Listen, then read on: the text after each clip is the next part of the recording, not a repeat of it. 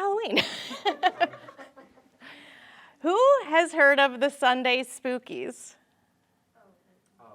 I didn't know if it was a thing that me and my friends made up or if it's a real thing. Okay, what are the Sunday Spookies? We're going to make this super engaging since it's just us.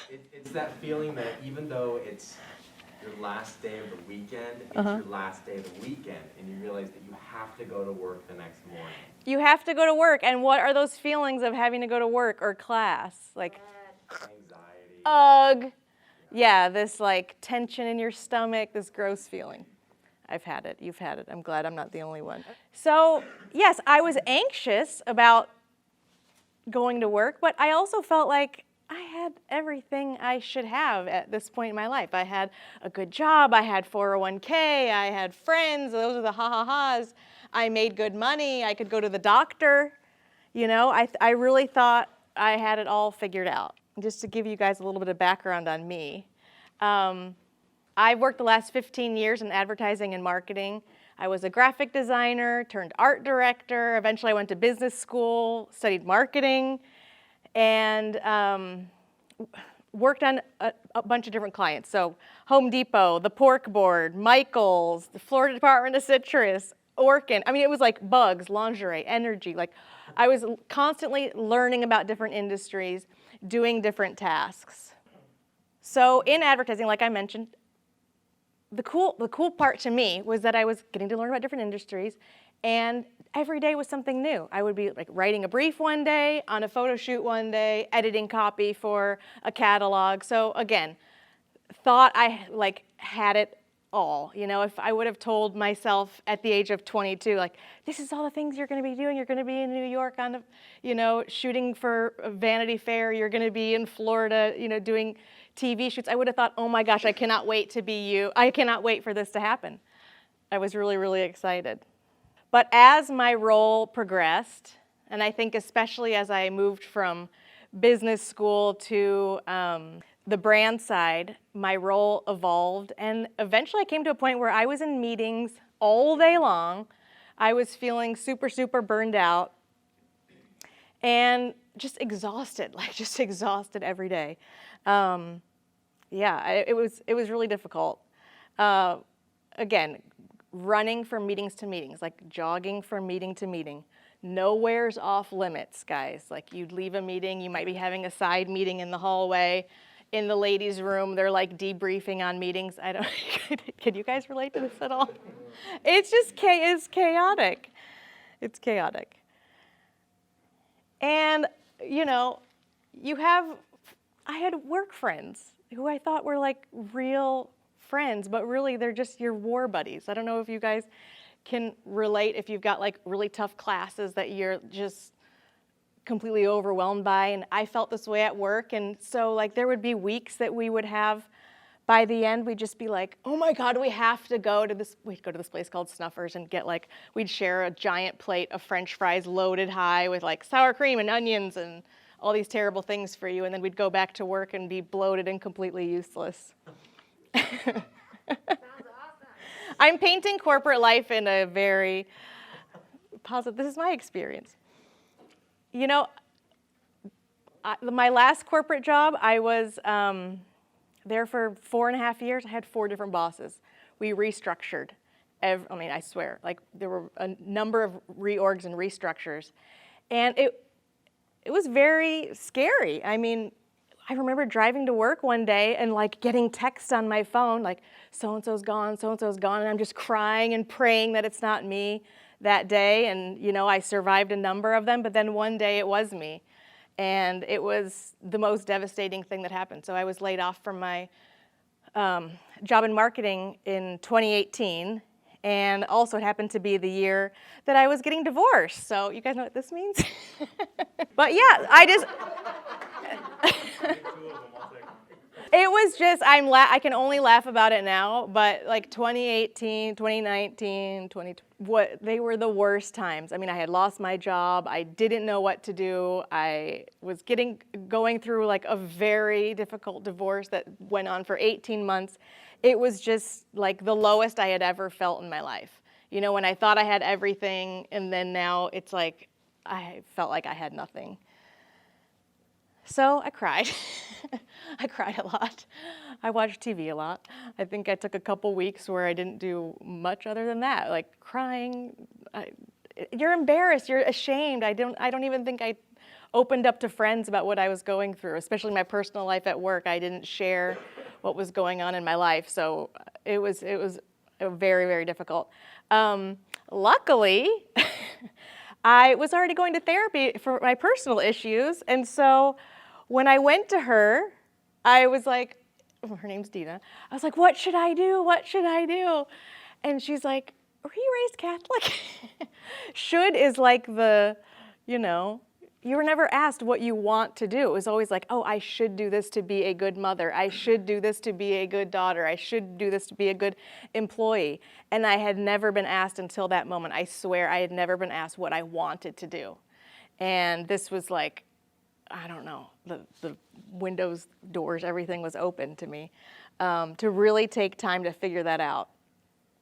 So what I did was I really tried to define who I was. I think I was honestly doing it for the first time in my whole life. I had always thought I knew what I should do to, again, enter the workforce and be successful and be a successful parent and be a successful partner.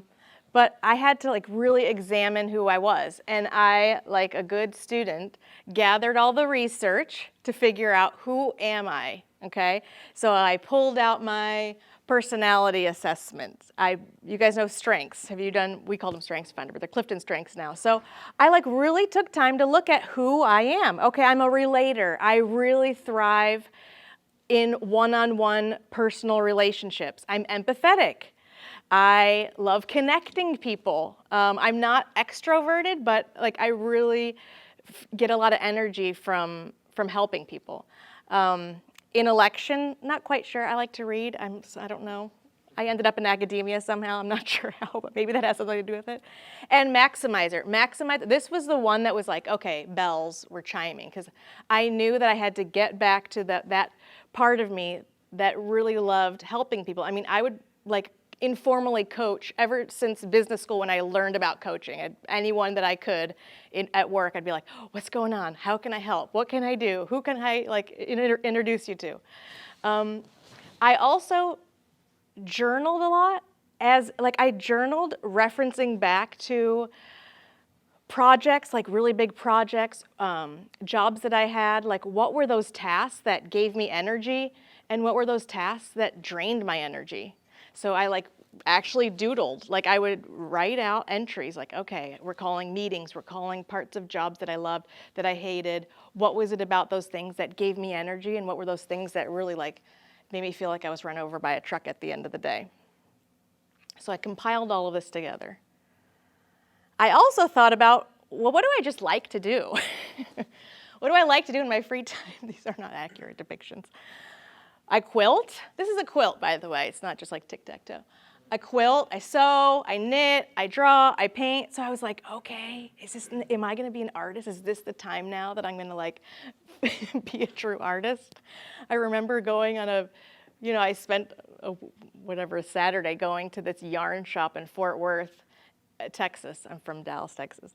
And I was like, yeah, I think I can do this. I'll just open up a little boutique yarn shop and I'll just sit here and do this the rest of my life. My friend's like, yeah, maybe when you're retired, that might be something you want to think about later, not right. And it's still time to get back into the workforce somehow. And one day I was on a walk. I did a lot of long walks during this time, just a lot of thinking. And there's a podcast I listened to with this woman who's an artist who took people, anyone who signed up, on these extraordinary retreats to mansions in Vermont or whatever. And I was like, yes, I could do that. I'll do that. And I was like, no, she's already doing that. But it did spark an idea of how can I get people kind of out of their element and experiencing art and creativity in an unexpected way. And then I thought, okay, who are the people that I've been working with all this time? I've been working with people in business and marketing, in HR. How can I get them out of their comfort zone, out of that area and into this more playful connecting with their inner child? So I kind of went back to the drawing board a little bit. I started to think about what were the things that why was I unhappy? What were the problems that I was seeing in the workforce? And how can I connect creativity and maximizing and relating and empathy and all that to what I'm seeing are the problems, right? So a lot of things I read about now is the number one reason people are unhappy at work is not feeling like they have autonomy, not feeling like they have ownership over their work. They're not having fun.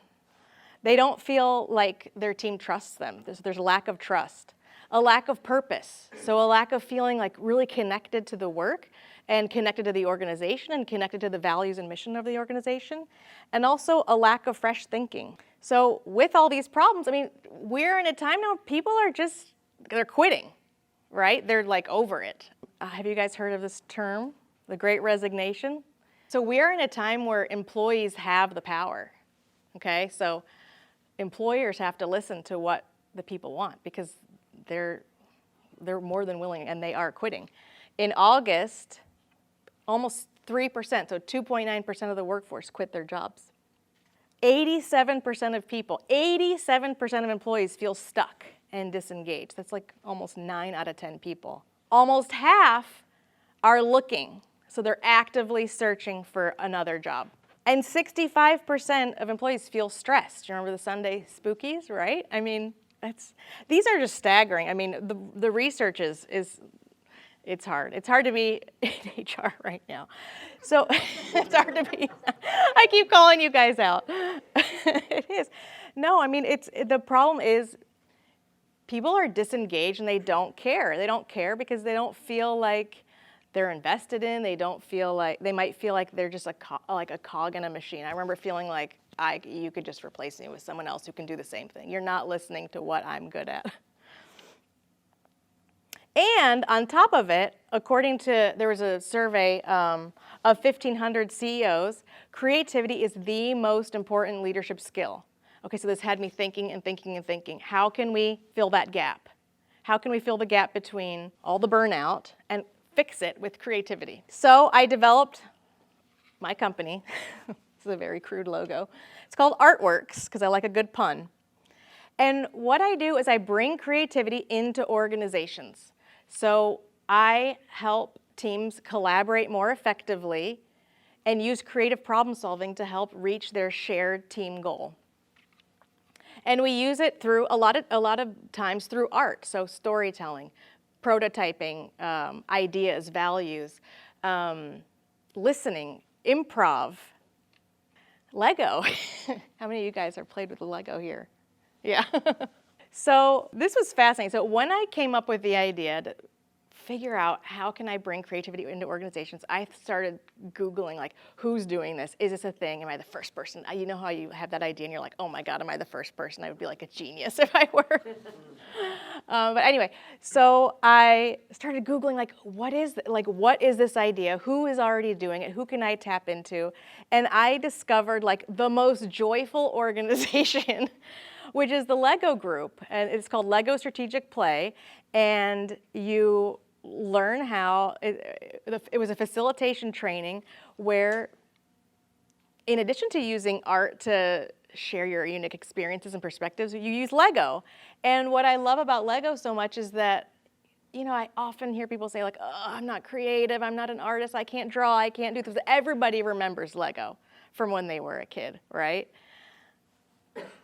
And going through this training and meeting people who were involved with this was just fascinating because they come from such a diverse set of industries and backgrounds. I mean, people in government, higher education, consulting, the arts, and we all share the common belief that like we can shake up how things are done. We can shake up how people think. We can shake up how processes have been working for so long, but aren't working.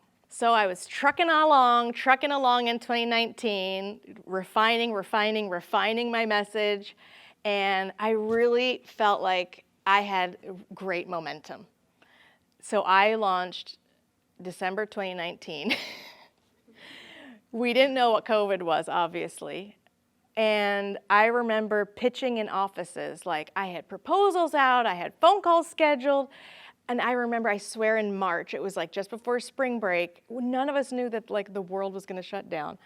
it was just so surreal almost, like just being in the office when no one else was there. You're the last people there. Like everyone else has given up in their home. And you're like, okay, I'm just gonna try and not believe what's going on and like just keep keep the excitement for this project. Because I just felt like, I felt so excited. But we all know what happened. Now we all know what happened, right? It was devastating. Like I wouldn't hear from people. Everything was shut down. The kids were home. I didn't have a job. I didn't have health insurance. I only had a finite amount of money, like in my savings to start this business. And I was desperate. It's like, how should I start interviewing for jobs? Like how can I communicate that I'm like really excited about this thing still, and how can I show my excitement, and how I can like pivot to online and virtual, but not feel desperate. It was just this very, hard thing to be like enthusiastic, but inside like really scared for the future. Okay, so what I did, I really had to come to like a crucial point for myself, like, a reckoning with myself, and just like really decide to commit to me, to commit to this, and commit and not be spending half my time applying for jobs, and you know what I mean? I felt like I had divided myself so much. I was like, okay, if I'm gonna do this, I have to do this, and I'm just gonna do it. So I had remembered I was doing, I think it was a virtual IDEO training, where there was a question about if you could build your dream team, who would it be? And I was like, I had never even thought about bringing someone into this terrible situation. No, I had never thought about partnering with somebody. And so I thought, okay, who do I know that has like the enthusiasm and understanding of creativity that could help? And so I connected with someone who was actually an intern of mine 10 years ago. So I worked at, I currently work at Southern Methodist University. I'm a professor, but 10 years ago I was working in their marketing department, and he was my intern, and he is a salesperson now, a sales guy. And I don't know, it was like a light went off, like, okay, just ask for help if you can't do something by yourself, just like, who can help you? And he offered to donate his time, a certain amount of time to me, to help help me bounce ideas and combine networks and see what could come about. So I did eventually get my first client. And can you think of an industry back in the early days of the shutdown that was like booming? Toilet paper, that was booming, yeah. Online platform. No, not that one. Huh? This one. Zoom? Fast food, guys, fast food. So my first client, they're still my client, is a Chick-fil-A franchise in Dallas. And you would never believe how many employees do you think a Chick-fil-A has? Like at a franchise? At a single store. At a single store. 80. 70. Okay, that's an amazing guess. Usually it's like 15 or something. Thinking about the numbers. Right, and so, so they were doing really well. I pitched to the owner of a store and to work with her leadership team. So she's the owner. She has 6 people on her leadership team who run teams below her. Okay, and so we signed a contract to do team engagements and also one-on-one coaching. Because for me, I find that it's most effective when there's accountability and follow-up, and you can only do so much when you're having fun and playing with Lego. But it's like, okay, what are you guys actually doing? Are you continuing the hard work? And so a couple of their challenges that I'm helping them work through are how to be more confident leaders, because when they feel more confident, the people below them feel confident and empowered to make their own decisions. They don't feel like, oh, what do I do? What do I do? What about? Because the owner wanted them to be able to quickly make decisions on their feet and feel empowered to do so. So we had to really start at the top to build their confidence. So that kind of trickled down. And then we worked on how to improve their customer satisfaction score, which involves order accuracy and a variety of issues that all help support that customer satisfaction score, which is what's most important at the store. So that was super, super, super exciting. And then slowly, I'm not here to paint a glamorous picture of entrepreneurship. This is the real talk. But slowly, I got, like one client led to another, led to another, led to another. So I work with Notre Dame is one of my clients, and I've worked with someone in their development office to help them create more effective and engaging meetings. Who here goes to boring meetings? Yes, all of us. I have a client at State Farm. She runs her own State Farm agency, and we work together on how to, again, confidence and communication is a theme with a lot of my clients. So how can she set boundaries with her employees? How can she communicate confidently and effectively and professionally? I think that was something that was really important. I think with smaller teams, they tend to be like brother, sister, you know, like it can get a little crazy. So we're working on that. At Children's Medical Center is a children's hospital in Dallas. We worked on communicating effectively and while respecting each other's differences. So there were a lot of age, ethnicity, lots of differences that caused trouble communicating on the team. So we're working through that. I've worked with SMU on how to boost recruiting for, they actually have a master's of design and innovation program. So it's a very small program that's really just getting off its feet. So we worked on how to bump recruiting, how to get students interested in a new product, and then a new program. And then just through my own connections, I've done coaching within the marketing and advertising world. Can you guys see that? Okay. So what does it look like when people are more creative at work? Obviously, they feel more creative. They have more confidence. They are able to manage their stress better. They feel like they can manage and reduce stress. And most importantly, this is where I do the most of my work, is really increasing that collaboration and trust in one another. So I just wanted to bring this home because I know I'm talking to students in entrepreneurship, and if there's one thing to take away from today, I think it's just to really have faith in yourself and to be patient, and when you need help, to not be afraid to ask for it. I think for me, I felt like this was my thing and I didn't want to share it with people because I was so proud of it. But when I started to feel more confident about talking about it and asking for help from people that I trusted, I woke up so much happier, and things started to feel like they were, falling into place and meant to be. So, thank you.